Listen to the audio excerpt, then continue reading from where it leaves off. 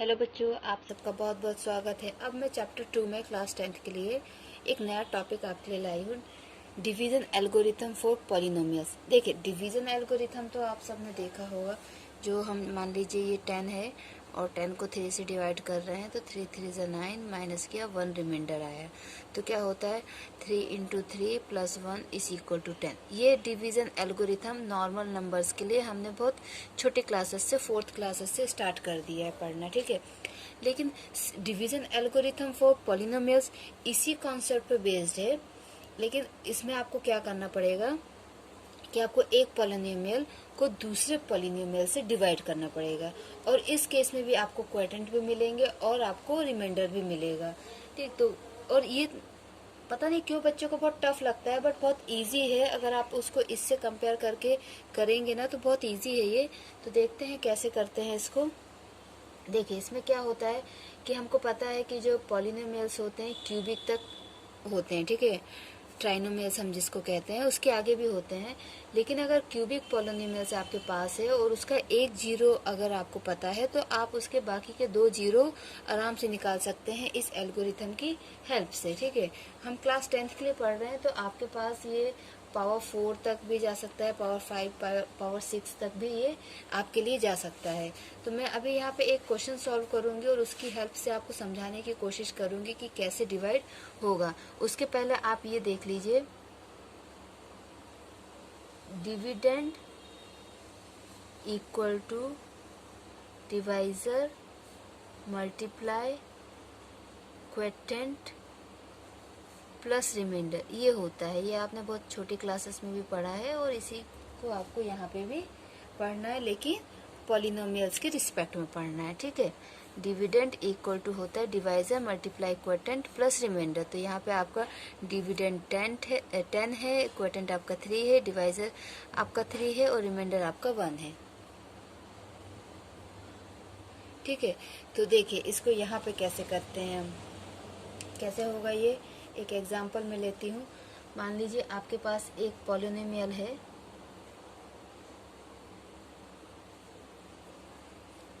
X cube minus 3x² minus x plus 3। Okay, ये मैंने एक एग्जांपल लिया है एनसीईआरटी बुक से। ये आपके पास एक पॉलिनोमियल है जिसको हम इक्वल टू px बोल सकते हैं, ठीक है। अब इस पॉलिनोमियल को आपको डिवाइड करना है किससे। आपके पास दूसरा पॉलिनोमियल है, ठीक है। दूसरा पॉलिनोमियल आपके पास क्या है, x माइनस 1। इसको हम बोल सकते हैं gx। इससे आपको डिवाइड करना है, आपको ये इसको इससे डिवाइड करना है। बहुत ध्यान से देखिए बच्चों, बहुत ध्यान से समझिएगा। हल्का सा टफ है, बहुत ज़्यादा टफ नहीं है ये, ठीक है। और क्लास 9th में भी हमने इसके बारे में थोड़ा बहुत पढ़ा है। तो अब देखिए आपको क्या करना है, इस पॉलिनोमियल को इससे आपको डिवाइड करना है, ठीक है। ये हमेशा याद रखिएगा, जब भी आपको 2 पॉलिनोमियल दिए हों डिवाइड करने के लिए तो दोनों के दोनों पॉलिनोमियल आपके या तो इंक्रीजिंग ऑर्डर में हो या डिक्रीजिंग ऑर्डर में हो, ठीक है। या तो इंक्रीजिंग ऑर्डर में हो या डिक्रीजिंग ऑर्डर में हो। जैसे कि ये फर्स्ट वाला देखिए, ये आपका डिक्रीजिंग ऑर्डर में है, एक्स की पावर के रिस्पेक्ट में। पहले क्यूब है, फिर स्क्वायर है, फिर 1 है, फिर कुछ नहीं है। सेम इसमें पहले 1 है, फिर कुछ नहीं है। मतलब दोनों के दोनों ही आपके डिक्रीजिंग ऑर्डर में हो। जब भी आपको डिवाइड करना हो तो आप या तो दोनों को डिक्रीजिंग में रखो या दोनों को इंक्रीजिंग में रखो, ओके। तो ये तो हमको पहले से दिया हुआ है, तो हमको यहाँ पे अरेंज करने की ज़रूरत नहीं है। अब देखिए हम डिवाइड कैसे करेंगे। डिवाइड, जो नॉर्मल डिवाइड का सिंबल होता है हमने वो किया, ठीक है। यहाँ पे हमने रख लिया जिसको हमें डिवाइड करना है उसको, ठीक है। और यहाँ पे जिससे डिवाइड करना है उससे। अब देखिए जब हम ये नॉर्मल वाले डिवीज़न करते हैं तो हम ये जो होता है आपके पास डिविडेंड, इसका टेबल पढ़ते हैं। सॉरी, डिवाइज़र जो होता है इसका हम टेबल पढ़ते हैं, ठीक है। तो अब इस केस में क्या होगा, इस केस में भी ये जो आपके पास डिवाइज़र है इसका आप टेबल पढ़ोगे, ठीक है। और जब हम यहाँ पे इसका टेबल पढ़ते हैं तो हम कोशिश करते हैं कि हमारे पास जो डिविडेंड है हमें वो नंबर मिल जाए या उससे छोटा मिल जाए, ठीक है। तो यहाँ पे भी हम यही करेंगे, पर इस केस में क्या होता है, ये वाले केस में क्या होता है कि हमें इससे छोटा भी मिलता है तो हम एक्सेप्ट कर लेते हैं। पर इस केस में क्या होता है कि जो हमारा फर्स्ट टर्म होता है वो हमको लाना ही लाना है, और वो आता भी है, और कैसे आएगा वो मैं आपको बताऊंगी। लेकिन इस केस में से हमने छोटा नंबर भी मिला तो हमने एक्सेप्ट कर लिया, ठीक है। लेकिन इस केस में क्या होता है कि जो फर्स्ट हमारा है, ठीक है, अगर वो आपका इससे बड़ा है, ठीक है, अगर ये आपका इससे बड़ा है पावर में, तो आपको वही नंबर लाना है, वही वेरिएबल आपको लाना है, उतने ही पावर में लाना है। तो वो कैसे करेंगे हम देखिए। और एक चीज़ और इसमें थोड़ी सी अलग होती है कि इसमें आपके पास एक ही नंबर होता है, सिर्फ उसी का आपको टेबल पढ़ना होता है। पर इसमें क्या होता है, टेबल तो आप ये फर्स्ट जो टर्म होता है उसका पढ़ेंगे, लेकिन जो भी आपका क्वोटेंट आएगा उसका मल्टीप्लाई इससे और इससे दोनों से होता है। पहले इससे होगा और फिर इससे होगा। जब हम इससे मल्टीप्लाई करते हैं तो हमें फर्स्ट टर्म मिलता है और वही मिलता है सेम, ठीक है। लेकिन जब इससे मल्टीप्लाई करते हैं तो वो डिपेंड करता है कि क्वोटेंट क्या है, ठीक है। तो देखिए कैसे होगा। अब हमें x का टेबल पढ़ना है कि हमारे पास x क्यूब आ जाए। उसके लिए आपको कुछ मल्टीप्लिकेशंस के रूल्स पता होना चाहिए। मल्टीप्लिकेशंस के रूल्स से मेरा मतलब है कि जब हम x इंटू एक्स करते हैं तो वो x स्क्वायर हो जाता है। जब भी आप दो x को आपस में मल्टीप्लाई करोगे तो वो x स्क्वायर हो जाता है, ठीक है। आप x स्क्वायर इंटू एक्स करोगे तो वो x क्यूब हो जाता है। मतलब ये कि जब हम वेरिएबल्स को आपस में मल्टीप्लाई करते हैं तो उनकी जो पावर होती है, उनका जो एक्सपोनेंट होता है, उनका जो इंडेक्स होता है वो ऐड हो जाता है, ठीक है। जैसे इसका 1 था, इसका 1 था तो 1 + 1 2, इसका 2 था, इसका 1 था तो 2 + 1 3 हो गया, ठीक है। ऐसे अगर आप 2x इंटू 3x स्क्वायर करोगे ना तो सिंपल 2 इंटू 3 हो जाएगा 6, और x की पावर 1 है तो 1 + 2 x क्यूब हो जाएगा। तो ये होता है आपका मल्टीप्लिकेशन का सिस्टम, ठीक है। मुझे मालूम है कि ये 7th क्लास से स्टार्ट हो जाता है तो आपको पता होगा, बट जैसे कि मैं हर बार यही सोचती हूँ कि कुछ लोगों ने अभी पढ़ाई करना चालू किया होगा तो उनके लिए मैं थोड़ा बेसिक में चली जाती हूँ, ठीक है। तो ये तो हो गया आपका मल्टीप्लिकेशन का। अब आपको चाहिए x क्यूब, ठीक है। आपको x से ऐसे किसी नंबर से मल्टीप्लाई करना है कि x क्यूब आ जाए। जो बहुत एक्सपर्ट है मैथ में उनको डायरेक्ट मिल जाएगा कि हाँ हम x स्क्वायर से जब मल्टीप्लाई करेंगे तो हमको x क्यूब मिल जाएगा। लेकिन जिनको अगर कोई दिक्कत होती है, कोई प्रॉब्लम होती है, तो वो क्या करें कि इस नंबर को जिससे हमें मल्टीप्लाई कर ढूंढना है उससे डिवाइड कर दो, ठीक है। इस नंबर को हम इससे डिवाइड कर देंगे। अच्छा, डिवीजन में क्या होता है, मल्टीप्लिकेशन में पावर ऐड होती है, डिवीजन में पावर माइनस हो जाती है, ठीक है। ये 9th में भी है और 8th में 7th में भी है, बट 9th में स्पेशली ये आपको पढ़ाया गया है। तो देखिए ये अब हम डिवीजन में क्या होता है, पावर माइनस हो जाती है। इसकी पावर 3 है, इसकी पावर 1 है, तो क्या होगा, हम x को सिंपल लिख लेंगे और पावर माइनस करेंगे तो क्या हो जाएगा x स्क्वायर, ठीक है। x स्क्वायर आ गया। इसका मतलब ये हुआ कि जब इस नंबर का इस नंबर से हम मल्टीप्लाई करेंगे तो हमको ये मिल जाएगा, ठीक है। ये शॉर्ट ट्रिक है आपको क्वोटेंट ढूंढने की। तो x इंटू एक्स स्क्वायर करेंगे तो x क्यूब आ जाएगा, ठीक है। ये x क्यूब हो गया, ओके। अब मैंने आपको क्या बताया था कि इस केस में क्या होता है कि हम सिर्फ एक ही नंबर का टेबल पढ़ते हैं, लेकिन इस केस में क्या होता है, पहले हमने इसका टेबल पढ़ा, ठीक है, x into x square equal to x cube. अब ये जो -1 है, ये जो -1 है, इसका भी मल्टीप्लाई हम इससे करेंगे। यहाँ पे जितने भी नंबर होंगे, अभी तो आपके पास 2 ही टर्म्स हैं, अगर 3 टर्म्स भी होते हैं या 4 टर्म्स भी होते तो हम सब का बारी बारी से इससे उसका मल्टीप्लाई करते और जो भी आंसर आएगा उनको यहाँ पे लिखेंगे, ठीक है। तो क्या होगा, -1 into x square, -1 into x square, तो यहाँ पे आ जाएगा -x स्क्वायर। क्या आ जाएगा, -x स्क्वायर, ठीक है। एक्स स्क्वायर इंटू 1 कितना होगा, एक्स स्क्वायर, और माइनस लग गया तो -x स्क्वायर, ठीक है। अब क्या होता है, जैसे हम इसमें माइनस करते हैं सेम उसी तरीके से हम इसमें भी माइनस करेंगे, ठीक है, ठीक है। लेकिन क्या है ना कि यहाँ पे तो एक ही नंबर होता है, या यूँ कहा जाए कि एक ही टर्म होता है तो कोई प्रॉब्लम नहीं होती। लेकिन आपके पास यहाँ पे 2 या 2 से ज़्यादा टर्म्स भी आ सकते हैं, ठीक है। यहाँ पे आपके पास 2 या 2 से ज़्यादा टर्म्स आ सकते हैं। तो उस केस में हम क्या करते हैं, ब्रैकेट लगा के हमने माइनस लगाया। जब ब्रैकेट लगा के आपने माइनस लगाया तो होता क्या है कि अंदर के सिंबल्स जो होते हैं, अंदर के साइन जो होते हैं, सिंबल्स नहीं साइन, अंदर के जो साइन होते हैं वो चेंज हो जाते हैं, अपोजिट हो जाते हैं। ये आपको मैंने एलिमिनेशन मेथड में भी बताया है चैप्टर 3 में, ठीक है। चैप्टर 3 में एलिमिनेशन मेथड में भी बताया है और चैप्टर 5 में भी जहाँ जहाँ एलिमिनेशन मेथड यूज हुआ है उसमें भी बताया है। तो क्या होगा, ये एक्स क्यूब आपका प्लस में था तो माइनस में हो जाएगा, ठीक है, और जो आपका एक्स स्क्वायर माइनस में था ये आपका प्लस में हो जाएगा। इस तरीके से अंदर के साइन क्या होते हैं, चेंज हो जाते हैं। जब अंदर के साइन आपके चेंज हो गए तो क्या हुआ कि अब देखिए ये आपका क्यूब में है और ये भी क्यूब में, लेकिन ये प्लस में है और ये माइनस में है, तो ये दोनों आपस में कैंसिल हो जाएंगे, या यूँ कहा जाए कि हमने उसमें से जब उसको माइनस किया, जब आप एक्स क्यूब में से एक्स क्यूब को ही माइनस करोगे तो जीरो आ जाएगा, आप 2 में से 2 को माइनस करोगे तो जीरो आएगा, तो वो आप लिख सकते हो कि जीरो, या फिर आप ये लिख सकते हो कि हाँ कैंसिल हो गया है। ठीक है, अब आता है ये वाला टर्म, अब ये दो टर्म्स आते हैं, इनको भी हमें सॉल्व करना है।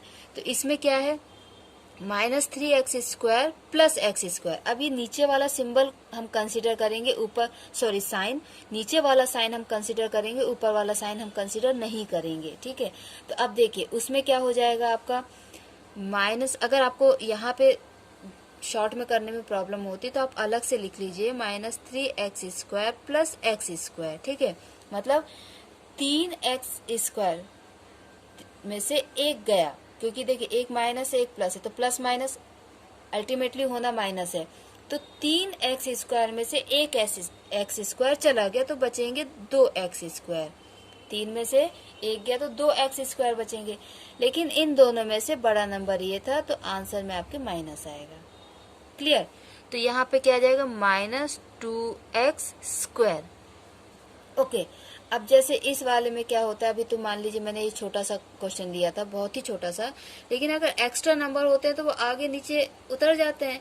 सेम इसमें भी यहाँ पे जितने भी टर्म्स बचेंगे हम उन टर्म्स को नीचे उतार लेंगे। ठीक है, ये जितने भी टर्म्स आपके बचे हैं इन टर्म्स को हम नीचे लेकर आएंगे। ठीक है, तो जब ये टर्म्स आपके नीचे आएंगे अपने साइन के साथ आएंगे, तो ये नीचे आ गए। ठीक है, अब हमारा क्या फर्स्ट स्टेप हमारा कंप्लीट हो गया।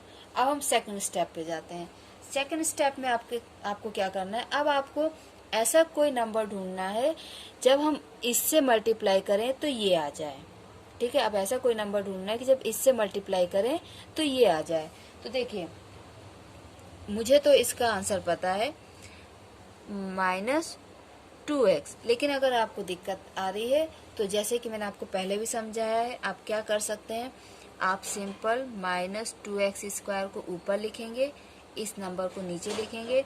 अब डिवीजन में क्या होता है, पावर्स आपकी माइनस हो जाती है, तो -2x 2 - 1, ये इसकी पावर 1 है, जब कुछ नहीं होती तो हम पावर 1 मानते हैं, तो इसकी पावर 1 है, तो 2 में से 1 गया 1, तो क्या आ जाएगा 2x, मीन्स हम 2x से इसका मल्टीप्लाई करेंगे तो हमको ये मिल जाएगा। ठीक है, तो ये आ गया आपका -2x²।